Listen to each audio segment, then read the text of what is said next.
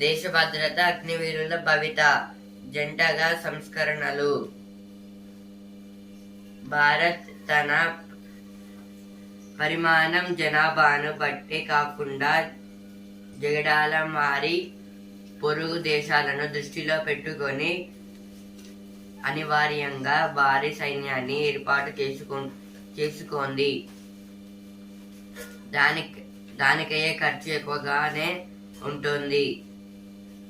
సువిశాల దేశాభివృద్ధికి, సాయుధ బలగాల అవసరాలకు మధ్య సమతూకం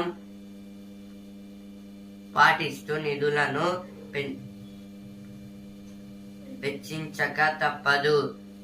తదనుగుణంగా భారత ప్రభుత్వం 2 ఏళ్ల క్రితం చేపట్టిన అగ్నివీర్ పథకానికి తాజాగా కొన్ని మార్పు